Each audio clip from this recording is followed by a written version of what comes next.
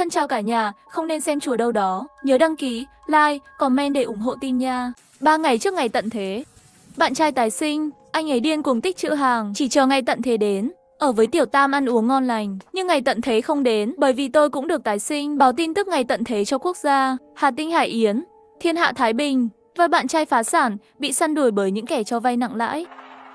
Bạn trai kiếp trước và tình nhân chạy trốn, đẩy tôi vào đám thây ma. Nhìn nụ cười vô hồn sau thảm họa của họ, tôi cố nén nỗi đau bị cắn. Dùng hết ý thức cuối cùng, cố gắng đuổi kịp họ, cắn cả hai người. Vì vậy, chúng tôi trở thành 3 thây ma. Tiếng sấm ngoài cửa sổ, tôi bỗng nhiên tỉnh dậy. Thấy mình nằm trên giường lớn trong phòng ngủ, ấm áp và an toàn. Chẳng lẽ là gặp ác mộng? Tôi sờ sờ cổ, dường như còn sót lại ở đó nỗi đau khi bị thây ma cắn. Điện thoại bỗng nhiên vang lên, là cuộc gọi video của Trịnh Hạo Nhiên, bạn trai tôi đã kết nối video. Tiểu Mạc, chúng ta lại thương lượng chuyện sính lễ. 18 vạn 8 tệ là quá nhiều. Trái tim tôi đột nhiên hững. Trong mơ cũng có cảnh như vậy. Lúc đó Trịnh Hạo Nhiên nói, nhà hắn thật sự không có nhiều tiền như vậy. Tiền sính lễ giảm có thể giảm xuống 8 vạn 8 không? Đó không phải là ác mộng sao? Tôi thật sự bị Trịnh Hạo Nhiên hại chết rồi, sau đó lại sống lại. Nhà tôi thực sự không đủ khả năng chi trả nhiều tiền như vậy. Sính lễ có thể không cần nữa không? Chúng ta chỉ cần đăng ký kết hôn thôi. Tôi lập tức ngạc nhiên. Lời nói này khác với kiếp trước. Chẳng lẽ nói hắn cũng sống lại rồi? Cút đi, tôi mù mới lấy anh. Cái tên ăn bám mà còn ngoại tình. Mê mơ, được thôi, tiền sính lễ không quan trọng, chúng ta cùng nhau sống tốt là được rồi. Không sai một chữ với câu trả lời của kiếp trước. Vì cẩn thận, đời trước hai chúng tôi cùng nhau chết đi. Hận không thể giết chết đối phương. Nếu như bị hắn phát hiện tôi cũng tái sinh. Tôi không muốn gây rắc rối. Trịnh Hạo Nhiên nghe được câu trả lời quen thuộc, nhẹ nhõm. Đúng rồi, Tiểu Mặc, máy của cô bây giờ nhìn rõ ràng như vậy sao? Đã đổi điện thoại mới rồi à? Đúng vậy, trước đây điện thoại di động quay video hơi mờ. Tôi đổi một cái mới. Còn cái cũ của cô thì sao? Cái cũ đương nhiên đưa cho chuyển ngay lập tức rồi. Bán được hơn 3.200 tệ, nhà họ giá cả hợp lý, gửi tiền nhanh và dứt khoát. Bây giờ chuyển không chỉ nhận điện thoại di động, ngay cả các sản phẩm kỹ thuật số như máy tính bảng. Ngoài ra còn có các mặt hàng xa xỉ như túi Envy và đồng hồ có thể tái chế. Trước khi cái cũ còn xác nhận chọn chuyển tiếp tái chế là đúng rồi. Sau khi cúp điện thoại, tôi vội vàng mở lịch, nhìn vào ngày 3 ngày trước ngày tận thế, thời gian gấp. Tôi lập tức vào trình duyệt, tìm kiếm tin tức về bệnh nhân sốt. Sau khi xem hết 10 hàng, sau đó đến một điện thoại công cộng sau khi che chắn cẩn thận, gọi 110. Hello, tôi muốn gọi cảnh sát, có người nghi ngờ buôn bán ma túy. Cảnh sát của Nhiên coi trọng, cẩn thận hỏi chi tiết tình huống. Tôi có trí nhớ rất tốt, nhớ lại các trường hợp điển hình của thành phố. Vương Tiểu Cường, tòa nhà 19, cộng đồng Kim Viên. Vương Tiểu Cường là một lập trình viên làm việc từ 9 giờ sáng đến 10 giờ tối. Người bị nhiễm virus xác sống, bệnh nhẹ. Hắn tưởng là cảm lạnh, không để ý. Phát tác bệnh virus sau này bắt đầu gây đau đầu, sốt nao, chóng mặt. Hắn tưởng là làm thêm giờ, không nghiêm túc để ý. Cho đến đêm đó, hắn ở nhà đột nhiên ngã xuống đất, mắt, mũi, tai chảy máu. Vợ anh ta vội gọi xe cứu thương, anh ta lại vùng lên, cắn cổ vợ mình. Hàng xóm nghe thấy tiếng hét và gọi cảnh sát. Tuy nhiên, không có bác sĩ và cảnh sát nào thoát khỏi. Lúc đầu người ta cho rằng đây chỉ là tin buồn. Cho đến khi virus xác sống bùng phát lần lượt, khiến tất cả mọi người bị vướng vào trong đó. Cảnh sát cẩn thận ghi lại manh mối. Tôi nhắc nhở, kẻ buôn ma túy có thể bị AIDS, nhất định phải bảo vệ tốt. Thay thế ma túy, tính chất sự việc rất quan trọng. Dùng găng tay là hạn chế hành động của họ bằng dây thừng. Chị tổng đài mỉm cười. Được rồi, chúng tôi sẽ chú ý. Xin hỏi tên và chi tiết liên lạc của bạn là gì? Tôi dừng một lát, nói, cộng đồng Triều Dương. Sau khi báo cảnh sát, tôi vội vã đến siêu thị. Mặc dù báo cáo quốc gia, nhưng cẩn thận vẫn hơn. Tôi định chuẩn bị 2 việc, mua một số vật tư cần thiết. Tôi đã gọi cho bố mẹ tôi trên đường đi, bảo họ tích trữ thêm đồ ăn. 2 ngày nay ít ra ngoài hơn, họ sống ở nông thôn, nhà có vườn. Tôi không quá lo lắng. Tôi đã kiểm tra số dư thẻ ngân hàng, còn lại hơn 1 vạn tệ, tính toán một chút, đủ sống vài tháng. Tôi chọn lựa ở siêu thị, mua 20 cân thịt đông lạnh, trứng gà mua mấy chục của, rau mấy cân. Trái cây cũng dễ bị hỏng, chỉ mua mấy cân quýt. Còn lại đều mua bưởi và táo, loại lưu trữ. Mì gạo, dầu đậu nành, những thứ này có thể mua thêm một chút. Nhưng nhà cho thuê của tôi chỉ có 10 mấy mét vuông, mua quá nhiều không để được. Sau đó mua một ít thịt đóng hộp, bánh quy nén, mì ăn liền, nước khoáng. Tôi còn muốn mua chút cơm tự làm nóng, nhưng thứ này đắt quá. Hiệu suất chi phí không cao, tại sao không ăn thêm một chút thức ăn? Khi thanh toán, chị gái Thu Ngân mỉm cười hỏi mua nhiều như vậy. Tích trữ hàng tận thế à? Tôi gật đầu. Cô cũng tích trữ ít đi. Tổng số tiền cuối cùng là hơn 9.000 tệ, may mà không vượt quá ngân sách. Tôi lấy điện thoại ra quét mã, kết quả là một tiếng đinh, âm thanh điện tử lạnh lùng vang lên. Số dư của bạn không đủ. 3 ngày trước ngày tận thế, bạn trai được tái sinh, anh ta điên cuồng tích trữ hàng, chỉ chờ ngày tận thế đến, ở với tiểu tam ăn uống no nê, nhưng ngày tận thế không đến, bởi vì tôi cũng được tái sinh. Chị Thu Ngân nhìn tôi hoài nghi, tôi đổ mồ hôi lạnh, nhanh chóng kiểm tra tin nhắn thẻ ngân hàng, phát hiện nửa giờ trước chi phí thẻ ngân hàng là 11.290 nhân dân tệ. Số dư 0,23 nhân dân tệ. Là Trịnh Hạo Nhiên. Tôi đầy giận dữ, gọi điện cho anh ta ngay.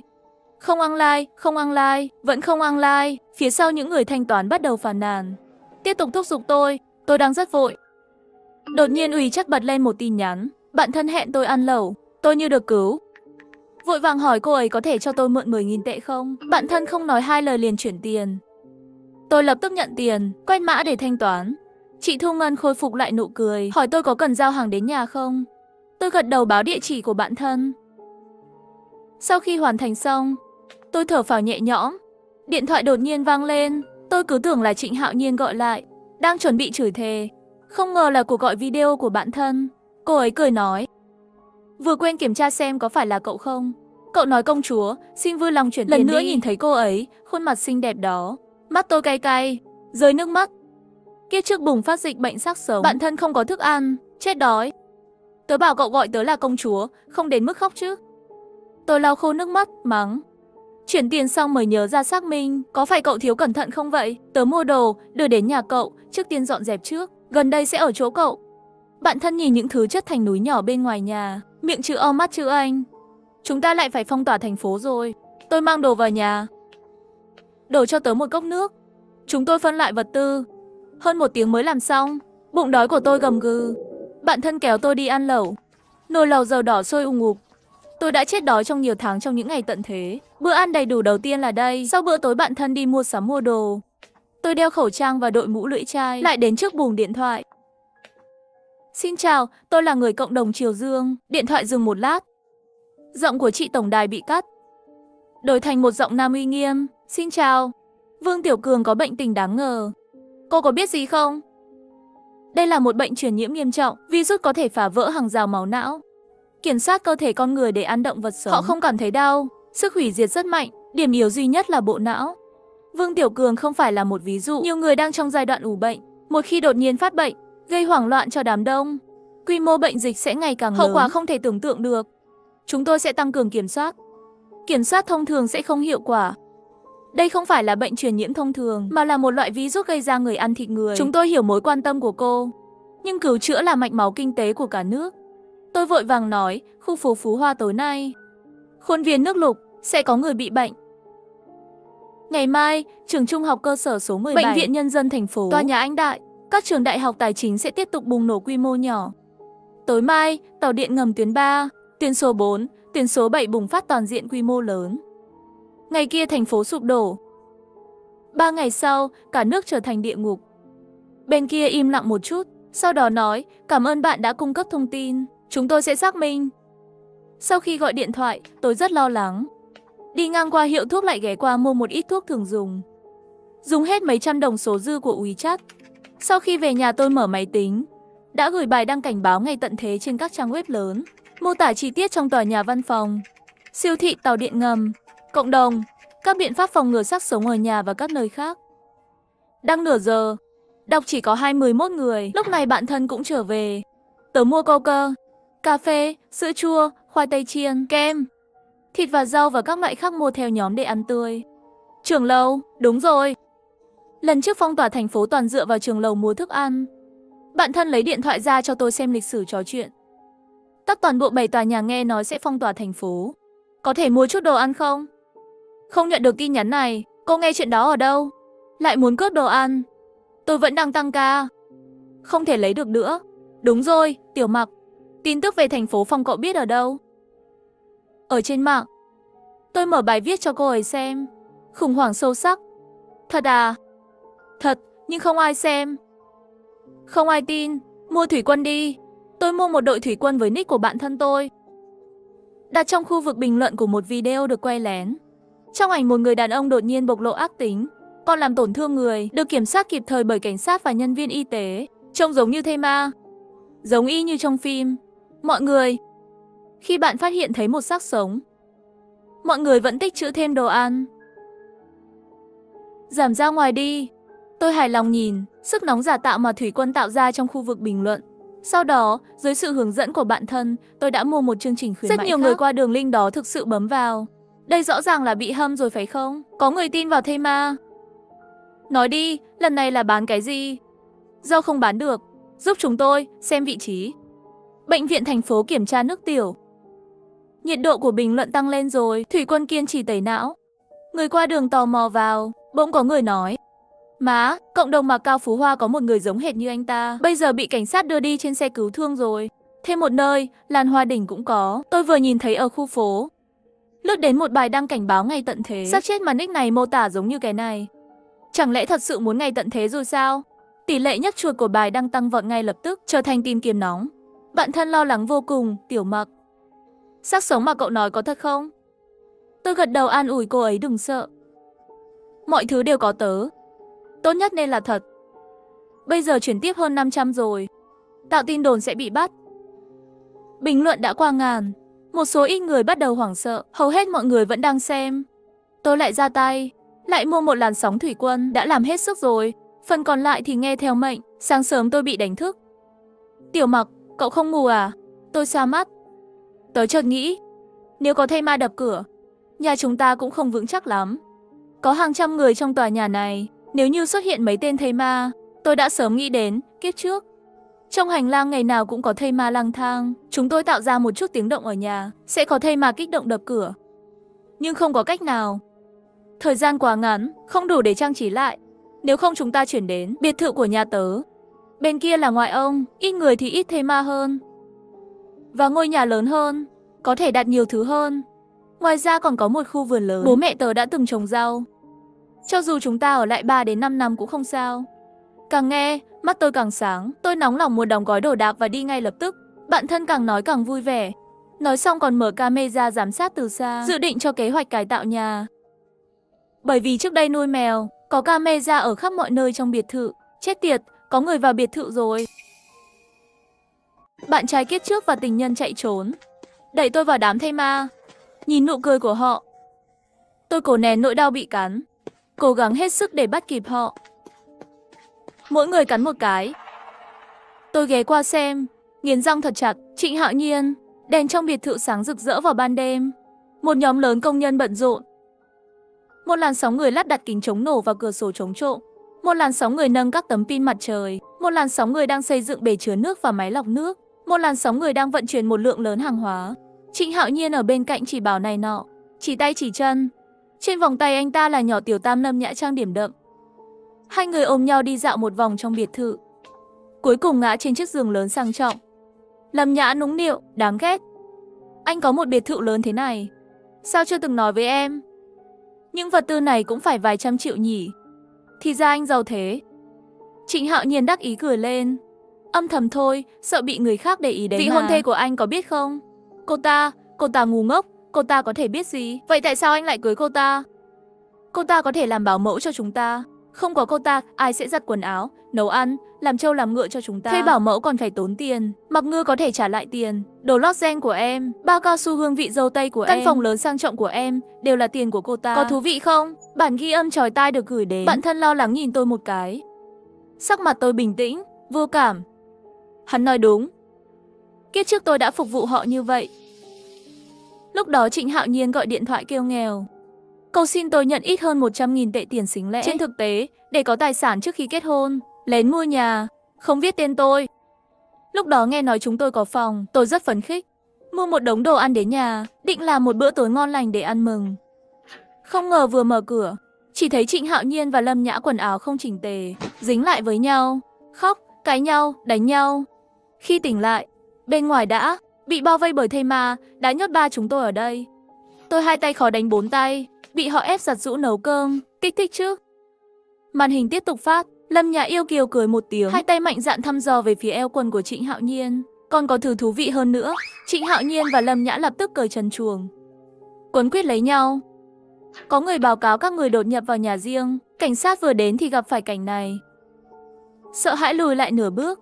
Lâm Nhã hét lên, vội vàng kéo khăn trải giường. Cô ta hoảng sợ nhìn một đôi cảnh sát ở cửa. Một nhóm công nhân hỏng hớt. Bạn thân với sắc mặt lạnh lùng vào tôi, hai mắt trợn ngược, ngất luôn.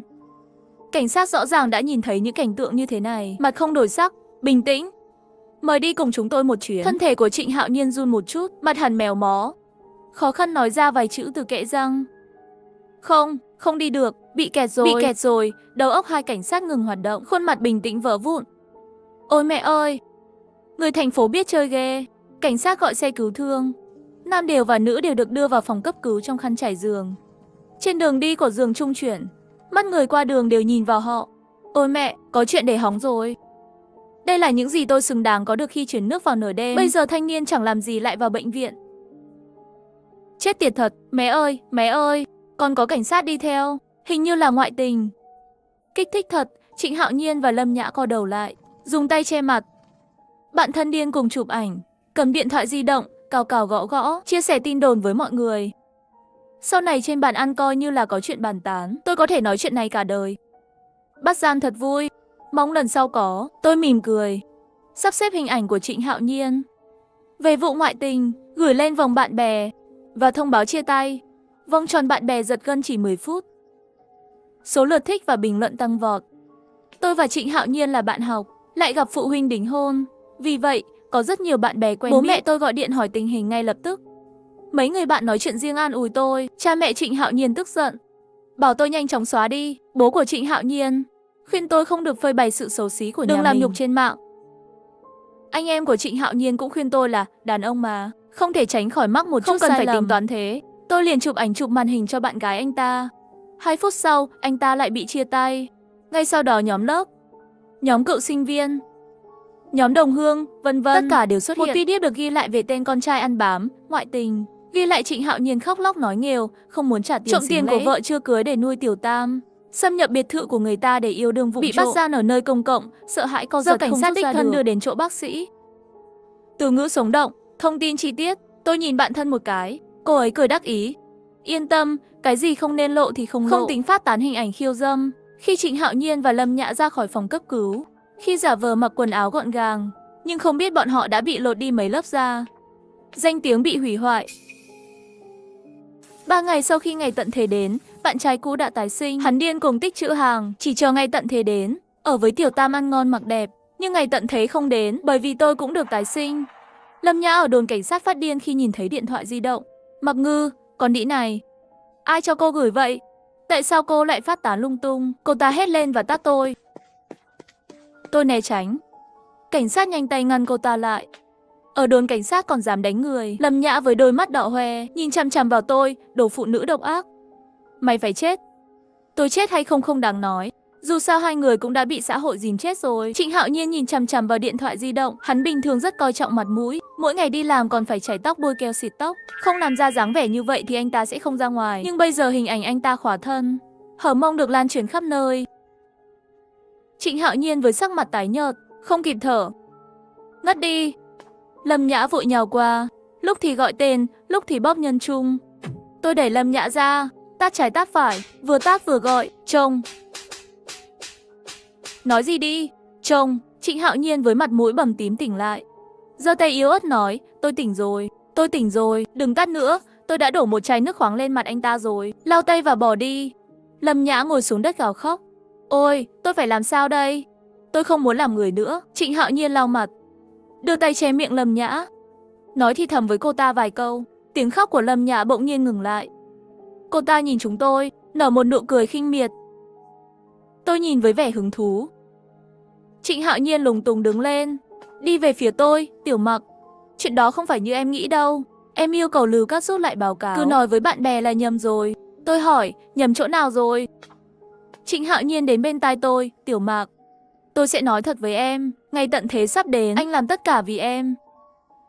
Lưu Cát qua mấy ngày nữa sẽ chết. Biệt thự của cô ấy không phải là anh của chỉ chúng đến ta sớm sao? Để trang trí thôi, làm cho biệt thự đó an toàn hơn một chút. Anh đều vì chúng ta trong thời tận thế cũng có thể sống tốt. Không ngờ lại để em hiểu lầm. Thời gian đang gấp, Cứ nghe lời anh, bảo Lưu Cát nhanh chóng rút đơn kiện. Chúng ta nhanh chóng trở về cải tạo, nếu không thì không kịp rồi. Tôi nhìn anh ta một cách lạ thường. Không trách hắn và Lâm Nhã đột nhiên bình tĩnh lại. Thì ra trong mắt hắn, chúng ta đều là người chết. Hắn nghĩ thế giới tận thế, trật tự sẽ sụp đổ, vi phạm pháp luật không cần phải trả bất kỳ giá nào. Thật tò mò nếu ngày tận thế không đến, xã hội hoạt động bình thường, anh ta sẽ trông như thế nào? Nếu ngày tận thế quá nguy hiểm, vậy thì anh cứ ở lại đây, bị giam 15 ngày. Có ăn có uống có cửa sổ sắt, sắp sống đến cũng có thể đảm bảo an toàn. Hắn gấp gáp, còn muốn nói gì đó, tôi giơ tay ra hiệu dừng lại, không muốn lãng phí lời nói với anh ta nữa. Khi Trịnh Hạo Nhiên bị cảnh sát đẩy vai ép đi, vẫn đang la hét. Tôi đã cho cô cơ hội rồi, giờ cô không giúp tôi, sau này không ăn được cơm cũng đừng đến cầu xin tôi. Tôi thật sự bội phục anh ta, bị giam rồi còn dám tự tin như vậy. Bạn thân kéo tôi ra ngoài. Vừa ra khỏi phòng cảnh sát, bên ngoài bỗng nhiên có tiếng kêu gào. Bạn thân nhất của tôi và tôi sợ hãi lùi lại 3 bước. Có xác sống, bên ngoài ép thành một đoàn. Là công nhân tìm Trịnh Hạo Nhiên đòi phí. Kết quả một người cao lớn đè lên, một người chú khác cắn vào cổ. Cảnh sát nghe thấy tiếng hét của chúng tôi, lập tức xông ra. Hai người giữ cánh tay của cái người cao to kia. Cao gầy, hai mắt đỏ to, miệng mở to, chảy nước dãi. Hắn duỗi cổ ra cắn bừa bãi, sắp thoát khỏi sự kiểm soát của cảnh sát. Bạn thân hét lên, cho nổ đầu. Khoảnh khắc hắn thoát ra, cảnh sát dùng côn điện khiến tên đó ngã xuống. Bạn thân lúng túng gãi đầu. Cảnh sát cười với chúng tôi. Não điều khiển cơ thể bằng điện sinh học, không có người nào mà một cây gậy điện không thể giải quyết được. Tôi nhìn chằm chằm vào ông chú cao lớn đang nằm trên mặt đất thở nặng nhọc. Ông ấy bị nhiễm bệnh rồi, mau, khống chế ông ấy đi. 3 ngày trước ngày tận thế, bạn trai tái sinh, hắn điên cùng tích trữ hàng, chỉ chờ ngày tận thế đến, mang theo Tiểu Tam ăn ngon uống ngọt. Nhưng ngày tận thế không đến, bởi vì tôi cũng được tái sinh. Sở cảnh sát lại bận rộn. Tôi và bạn thân làm việc cả ngày, buồn ngủ đến nỗi nhíu hết cả mắt lại. Về nhà thì ngủ luôn. Mặt trời lên cao, tôi từ từ thức dậy, lấy bữa sáng KFC do giám đốc tòa nhà mua, ngồi trước máy tính xem trang web.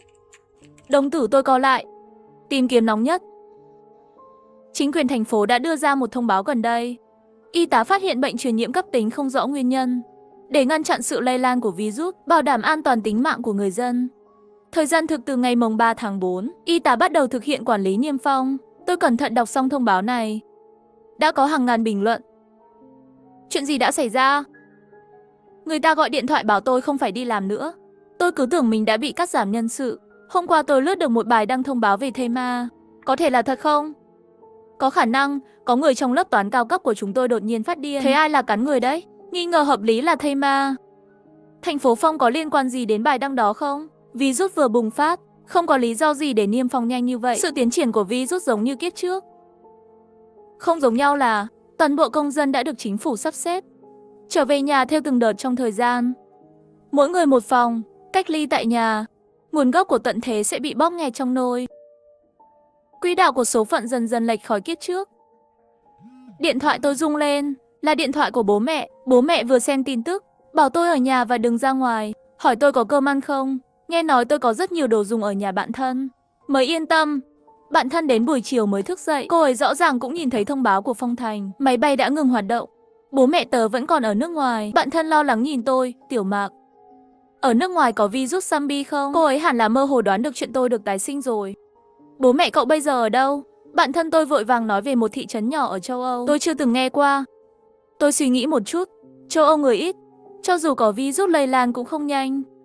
Bảo họ chuẩn bị thêm đồ ăn, đừng đi ra ngoài, chắc là vấn đề không lớn. Bạn thân bỏ bữa sáng đi gọi điện thoại rồi. Cô ấy đã rất vất vả để liên lạc với công ty du lịch, yêu cầu chấm dứt chuyến đi. Mọi người đang chờ ở khách sạn và mua nhiều thực phẩm, sản phẩm y tế. Một yêu cầu kỳ lạ như vậy, công ty du lịch tự nhiên không làm. Họ cãi nhau rất lâu. Cuối cùng bạn thân nhường họ, chỉ yêu cầu cha mẹ rút lui, phí đi lại coi như là phí bồi thường. Buổi tối bố mẹ bạn thân thức dậy, khi vui vẻ chuẩn bị đi du lịch. Họ được thông báo rằng họ đã rút khỏi trung đoàn. Ôi, chuyện gì thế này? Mẹ Lưu gọi điện video. Bạn thân vội vàng nói hết chuyện 2 ngày này rồi. Bố ơi, mẹ ơi. Hai người mua đồ ăn ngon, ở yên và tuyệt đối đừng ra ngoài. Tốt nhất là khuyên bà Trương, dì Vương ở lại cùng nhau, chăm sóc lẫn nhau. Mẹ đã mua đồ bơi rồi, chỉ chờ chụp ảnh bên bờ biển với dì Vương của con thôi. Bạn thân gấp gáp, mẹ ơi. Bố Lưu rúc đầu vào. Được rồi, chụp ảnh có gì gấp, Biển vẫn ở đó. Nghe lời con gái, tránh qua đợt này, lần sau đi cũng vậy. Mẹ Lưu nghĩ cũng có lý. Lại lần lượt gửi tin nhắn thoại cho bà Trương và Vương, kể nguyên nhân đầu đuôi câu chuyện. Giọng nói của dì Vương phát ra từ loa. Trong nước có thây ma, liên quan gì đến chúng ta? Thật là tùy tiện. Thôi đi, mấy người không đi thì thôi. Đừng trì hoãn chúng tôi. Bà Trương hỏi rất lâu. Do dự rất lâu, chọn cả gia đình cùng ở lại. Lúc này thời gian sắp đến rồi. Trước 8 giờ tối là thời điểm bùng phát thây ma. Trước đây là ga tàu điện ngầm nơi thây ma bùng phát. Lúc này trời tối, trống rỗng. Đường phố trống rỗng, hơi ảm đạm. Và đèn trong tòa nhà dân cư sáng rực rỡ. Mọi nhà đều sáng lên đèn. Theo yêu cầu của chính phủ, phòng đơn được cách ly riêng biệt. Ngay cả khi ai đó phát sinh dị biến, cũng có thể kiểm soát tác hại đến mức thấp nhất. Thời gian cứ trôi qua từng giây, tôi cầm chuột. Lòng bàn tay toát mồ hôi. Sự bùng phát của thây ma có thể được ngăn chặn. Ngày tận thế có thể thực sự thay đổi.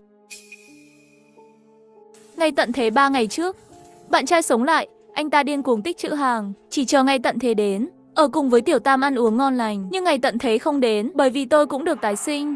Tôi liên tục làm mới trang. 10 phút không có động tĩnh. 30 phút. Trang web có thêm vài người thân phát sinh dị biến xin được giúp đỡ. Cư dân mạng bảo họ nhanh chóng gọi cảnh sát để kiểm soát, ngăn chặn hiệu quả sự lây truyền hàng loạt của virus xác sống. 1 giờ, sự giúp đỡ sắt tăng vọt. Cư dân mạng tích cực giúp chuyển tiếp. Có người bắt đầu sắp xếp đường dây nóng cứu trợ của quận. Thây ma đến một cách đột nhiên. Mọi người mất cảnh giác. Nhìn người thân quen thuộc nhất biến thành một con quái vật hung dữ. Dân số thống kê sơ bộ tổng số thây ma. Đó không phải là một con số lạnh lẽo, mà là từng cá thể có máu thịt có sinh mạng. Vợ của Vương Tiểu Cường đăng một video. Nước mắt chảy dài, thế chấp của phòng chúng tôi vẫn chưa được thanh toán. Bố mẹ chồng không có lương hưu, tôi không có việc làm, dựa vào chồng để kiếm tiền nuôi gia đình. Chồng tôi cố gắng làm thêm giờ, sốt cũng không dám xin nghỉ khám bệnh. Giờ anh ấy đã bị như thế, cả nhà chúng tôi sống thế nào đây? Còn nhiều video tương tự nữa. Tôi thấy rất lo lắng. Ngay cả khi sống lại một lần, tôi không thể cứu tất cả mọi người. Tôi tìm thấy trang cảnh báo ngay tận thế đó. Lần nữa mua quảng bá, nguy hiểm hiện tại. Người chết yên nghỉ, người sống phải tự cứu. Nước bọt của thây ma có chứa virus, có thể dùng mũ bảo hiểm xe điện, túi nhựa hoặc bao tải. Băng keo mạnh 5 quấn quanh đầu của thây ma, tránh bị cắn. Xác sống suy giảm trí thông minh, sẽ không mở cửa, nhảy lên nhảy xuống. Ngồi xổm, có thể khóa riêng vào phòng, hoặc cách nhau bằng vật nặng hơn. Đợi thời gian cho cứu hộ. Xác sống tiến hóa thính giác, nên tránh phát ra tiếng ồn khiến thây ma phát điên. Tôi đã liệt kê chi tiết các đặc điểm của thây ma. Cư dân mạng chợt nhận ra, mẹ ơi, phương pháp của bài viết này chắc chắn hữu ích. Bạn trai tôi đột biến rồi. Vừa lúc đó, miệng anh ấy nhét một quả bóng. Và tôi đã dùng dây thừng và găng tay trói trên ghế. Nếu không tôi sẽ mất mạng để đăng bài. Những phương pháp này rất khả thi. Tôi sẽ thử ngay. Cư dân mạng tích cực hành động. Rất nhanh đạt được kết quả. Trong hành lang có thây ma. Tôi chặn máy chạy bộ rồi. Sambi, đến đây đi. Và không hề lên tiếng. Những cô bác múa ở quảng trường cộng đồng của chúng tôi đã có những đóng góp lớn. Hát trên lầu. Xác sống tụ tập lại, bị đội phòng cháy chữa cháy bắt hết. Có luật sư không? Tôi muốn hỏi ý kiến.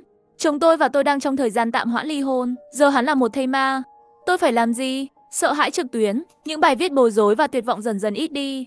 Bộ mặt người Hoa không ngừng tự cường, hiển thị lại. Nhiều người chọn cách tự cứu mình, không tiêu hao quá nhiều lực lượng cảnh sát. Cảnh sát thống kê một cách có phương pháp tình hình của các hộ gia đình với mức độ nguy hiểm khác nhau. Sau đó lần lượt tiến hành cứu hộ. Tình hình dần được cải thiện. Sau 15 ngày, cổng sắt đóng lại sau lưng của Trịnh Hạo Nhiên. Hắn đang đứng trước cổng trại giam. Hơn 300 tin nhắn chưa đọc trên điện thoại hiện lên như đòi mạng. Là công ty cho vay nặng lãi gửi đến nhãn dán dao chặt đang chảy máu. Gửi rất nhiều. Và cái cuối cùng chính là hình ảnh bố mẹ tròn trong góc nhà cho thuê. Ngôi nhà duy nhất của họ bị Trịnh Hạo Nhiên cho vay nặng lãi. Trịnh Hạo Nhiên không hiểu vì sao tận thế không đến. Anh Trịnh đây, sống cũng thoải mái nhỉ. Bên cạnh góc tường có hai người đàn ông cao to ngang qua. Tổng giám đốc Trịnh vốn vay 470 vạn tệ. Hôm nay nên thanh toán rồi. Trịnh Hạo Nhiên quay người muốn chạy, bị người ta dùng chân đạp ngã xuống đất. 3 ngày, cho thêm 3 ngày nữa. Được. 3 ngày nữa sẽ không còn giá này nữa. Đến lúc đó không lấy ra được nữa, chúng tôi có nhiều cách để anh trả lại tiền. Vào lúc này, Lâm Nhã bị sa thải khỏi công ty người mẫu vì video đăng lên mạng. Sống vô cùng khó khăn, nằm trong nhà thuê. Điện thoại đột nhiên rung lên, anh còn dám tìm tôi. Cuộc đời tôi đã bị hủy hoại bởi anh. Anh ăn cắp giấy chứng nhận tài sản của tôi, mang cho vay nặng lãi. Không phải anh nói ngày tận thế sẽ đến sao? Đồ lừa đảo. Mày đâu rồi? Tao sẽ giết mày. Trịnh Hạo Nhiên nghe thấy tiếng hét của Lâm Nhã, sắc mặt ủ rũ cúp điện thoại. Tại sao? Tại sao quỹ đạo không giống với kiếp trước? Trịnh Hạo Nhiên đang trốn đi. Mặc dù ngày tận thế không có bùng phát quy mô lớn, nhưng bên ngoài đang bị phong tỏa. Vắc đến xin virus đang được phát triển, mọi người kiểm soát ở nhà. Giảm thiểu đi ra ngoài. 3 tháng sau, vắc đến xin thành công. Kiểm soát kín kết thúc, bên ngoài bắt đầu đi làm lại. Lòng bàn tay Trịnh Hạo Nhiên nắm chặt vé xe toát mồ hôi lạnh. Khoảnh khắc vừa chuẩn bị vào trạm, bàn tay dính vết 11 măng nắm lấy vai anh ta. Ông chủ, tiền lương của chúng tôi, anh vẫn chưa thanh toán. Hừ. 1 năm sau, tôi nhận được một cuộc gọi. Chào cô. Tôi đến từ ngân hàng nào đó. Bên này kiểm tra thấy tài khoản ngân hàng của cô bất thường. Cần cô bên này cung cấp mã xác minh để mở khóa đóng băng. Tôi nghe thấy một giọng nói quen thuộc. Trịnh Hạo Nhiên. Chào mọi người, vì vấn đề bản quyền, cho nên kết thúc là tôi chuyển thể. Mọi người muốn xem bản gốc. Bạn có thể nhấp vào góc dưới bên trái câu chuyện Diêm Ngôn, tìm kiếm báo cáo ngày tận thế xem bản gốc thú vị hơn. Mọi người ủng hộ bản gốc nhé.